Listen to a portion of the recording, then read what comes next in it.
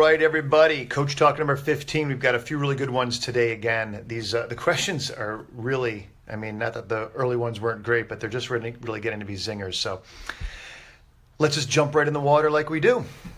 Okay, the first one is a really a great one coming from a coach that I know to be just a good human being, but who's struggling. It's a little bit of a longer question with some more information, but I'm going to read it anyway. I think the context is important. So, and I'm just going to go like one of these numbers. Okay. How do you know if you're not suited to be a coach? Ultimately, that's the question. I'm going to say a little bit more. I feel drained and exhausted after a coaching session, and now I'm dreading them. I get it. I've been there. So, person of mystery, you soon will hopefully assuage your concerns and get you back on track. Let me say a little bit more. I realize there could be various contributing factors: chemistry with a client, the beginner coach syndrome of giving too much, trying too hard, not being focused on the topic, general inexperience or incompetence. I've learned from many wonderful coaches that they too feel drained and need to manage their energy, be vigilant about self-care, regardless of experience, because of the nature of what we do. The thing is, when something is right, quote unquote, I'm tired and spent, but satisfied and feeling somewhat euphoric. Not drained, depleted, in dread, which reminds me of the career I left behind. Yeah, I agree completely. You know, when it's done well and done right, you feel great after it. And I don't know if you know who Harry Chapin was. He was kind of a folk singer guy. He died in like 1981. But he talked about a lesson from his grandfather, and I think his grandfather was a blue-collar guy who said, there's two kinds of tired. There's the bad kind of tired, which I think you're talking about, which is, you might be kicking butt and doing great work, and this person is, whatever is happening on the outside, but if it's not your work, or if it's not work that satisfies you, or if, in the case that you're describing, it's causing dread, it is not a good tired. You don't rest easy. You're maybe winning battles that aren't even important to you. And of course, ultimately the battle is within. And then there's the other kind of tired, which you're talking about, which is you could have been on the phone for 12 hours or could have, laid 1,000 bricks in a day. But if it's meaningful work, if it's yours to be done, if it's done, I would say properly or with quality, you go to sleep and you've got peace and ease. And even that euphoria that you mentioned, it just feels good. So having said that, yeah, that's our goal here. So what I typically tell people in this situation is that you care about people, that you want for them, that you have a heart to make a difference in people's lives. You are qualified to be a coach. First of all, let that assuage any immediate upset. You're qualified to be a coach. You are suited, so to speak, to be a coach. I do believe that, period. Now, the question of how effective of a coach you or anybody is another matter, right? One's competency makes a difference. But what happens that causes the sense of dread or frustration or fear or anything else is, there's several factors. I'm going to name a few. This is not going to be exhaustive. This is the beginning of a conversation. Really, with any of these, the Q&As that I do, I don't mean to put forth the capital T truth and, for all time. It's a conversation starter and hopefully offers a few insights. So what happens is if you don't coach people that really turn you on and light you up, really, really engage you, make you excited to even show up for the call, this is exactly what happens. Is you see the name Tom or Sally and you go, oh, okay. And you have to begin to gear yourself up. Like a week in advance, you're like, oh no, it's Tom again. Okay, it's 2 days away. I don't have to worry about that for 2 days until I've got to speak to him and deal with that hour or 40 minutes or however long you do. And so lesson one, you've got to coach people that really turn you on, really light you up, and really you can get behind what they're up to in a powerful and enthusiastic and I don't want it to sound too significant, but sacred way, in a way that really feels, you feel emotionally connected to. You're drawn to this person, a kindred, so to speak, that you can make a difference in their life. That probably takes away 80 to 90% of your issues right there. Truly. Let's see, what else? I'm just going to look at the question again. Really the question is, how do you know if you're not suited to be a coach? Look, if you love people, if you love being with people, I get you could be an introvert, absolutely, and then you need to go retire and be quiet. You might be only able to coach for, an hour and a half or 2 hours in a row before you need to go retire and reinvigorate yourself before your next session. Absolutely, you introvert, you get to do this, and coaching absolutely is for you too. I talk about in my book that enthusiasm is not the stereotype of a Tony Robbins or an Oprah Winfrey or something like that, and that is what enthusiasm is. No, it's your own authentic brand. If enthusiasm isn't authentic, it's not enthusiasm, and you've already lost your life because you're trying to pump up energy in an unenthusiastic way.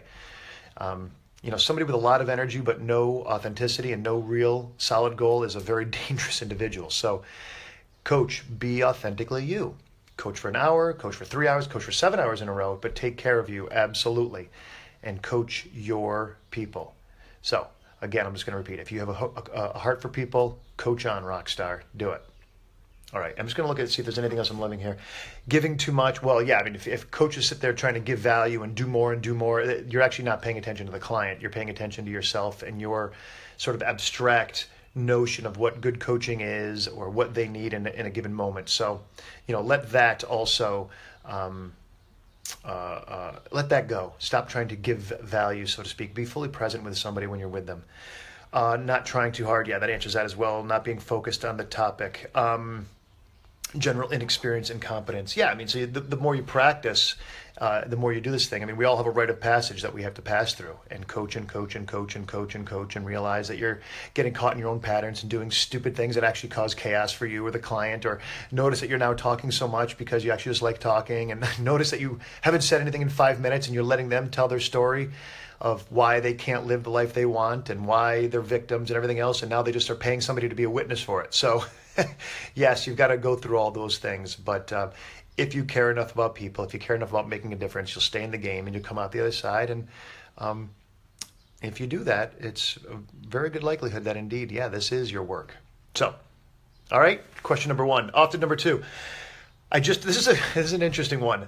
I'm actually going to read the short version that I wrote on Facebook here. Do you ever say something that isn't true to your client, right? In order to help them get clear about what is true? Okay, I'm going to say that again. Do you ever say something that isn't true in order to help your clients get clear about what is true? So first of all, integrity and truth, first and foremost, at all times, no matter what. You don't BS, you don't make up stuff. Now, having said that, I get the question, the subtext of the question really is about a technique.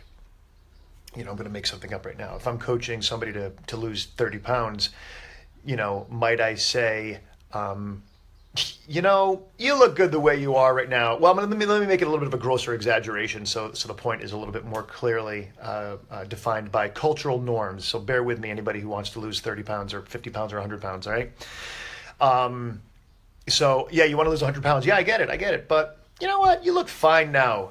Would I say that? I don't know. I can't say that I wouldn't say that. The thing about, coaching is ultimately a series of techniques. Any good conversation is just that.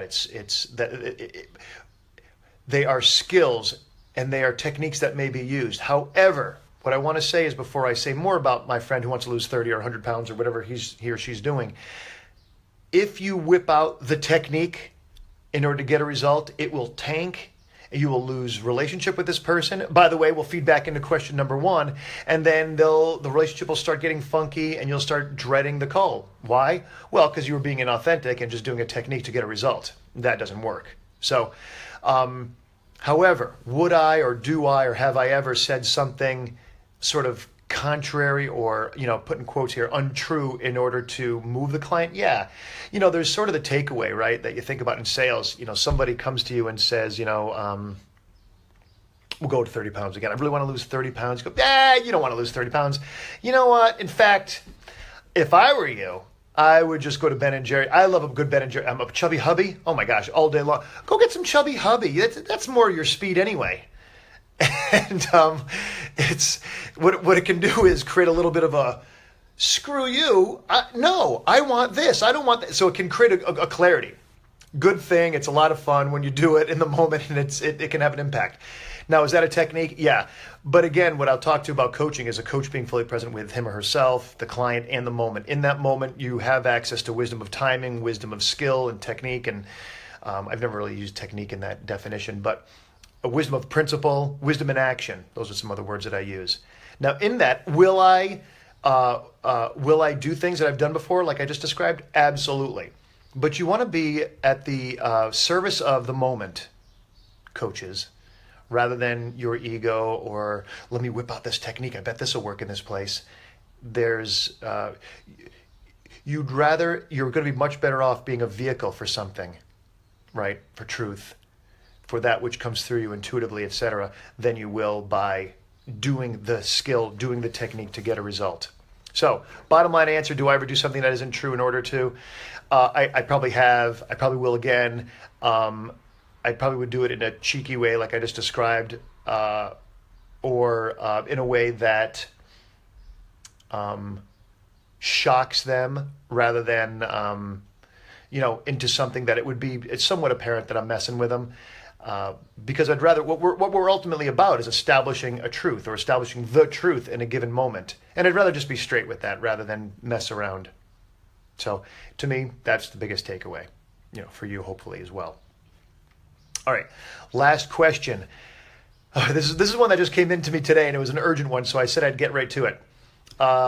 This gal has an office and wasn't going to be able to make it to the office to get the client folders to do the coaching there, so she couldn't get the client folders to bring home. Does not remember what the client's homework was. Oh no, what were we even working on? And of course, then doesn't want to look stupid. Saying, well, I see, Ben, you're on today. So I'll say like, hey, Ben, how you doing? Yeah, so tell me about things, and hope that it just kind of sorts its way out and I don't have to look like an idiot. What I want to say is if you're a good coach, well, I don't want to say if you're a good coach, be a good coach, but if you have historically had your agendas and your paperwork in front of you and all that stuff's handled on a regular basis, which is integrity, by the way, it's you handling your stuff and doing what you're supposed to do. One screw up one day is not a big deal. So I'm going to offer two different things, and I don't think they're contradictory at all, but a couple places to look. So one is you could say, hey, Ben, how you doing? All right, good. We're doing X, Y, Z. Good, okay.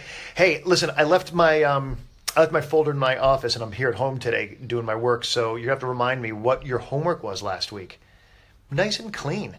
See, what typically happens with people, though, is they feel stupid, and who am I, and what was I doing, and I'm an idiot, and they bring all that drama to the client.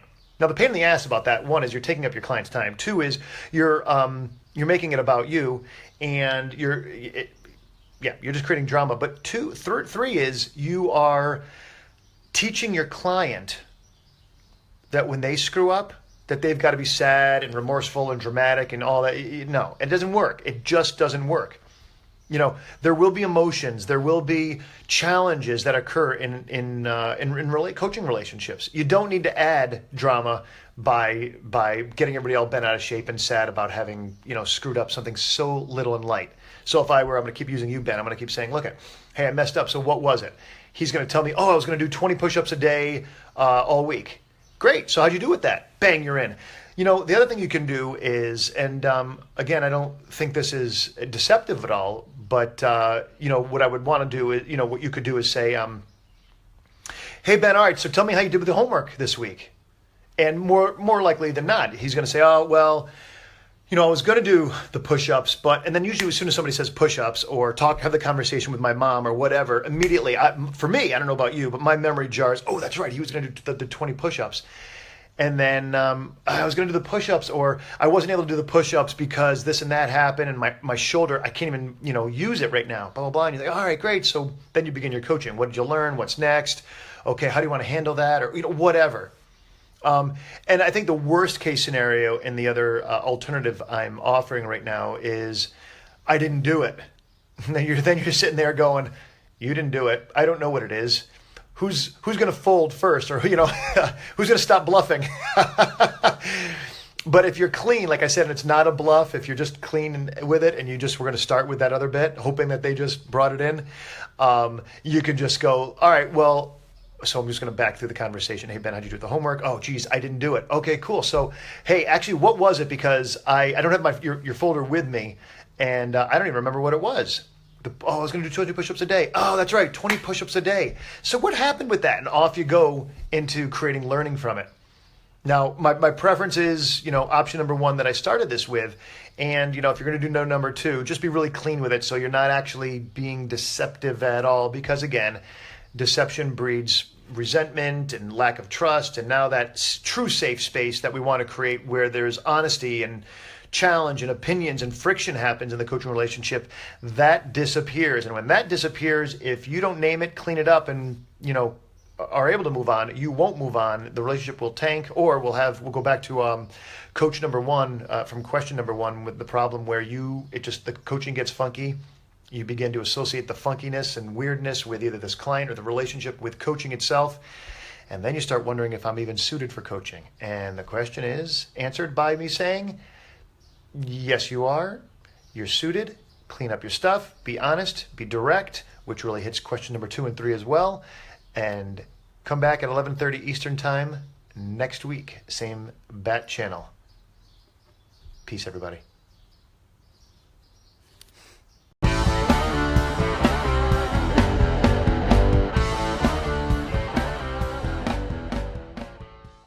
If you got something from this video, click like and subscribe in the center of the screen. There's a lot more videos and interviews on my channel. If you'd like to learn more about coaching Uncompromised, hit the icon on the left. If you'd like to see some more videos on living uncompromised, tap the icon on the right. If you have any questions, comments, or if you want me to cover any other topic, just write me below.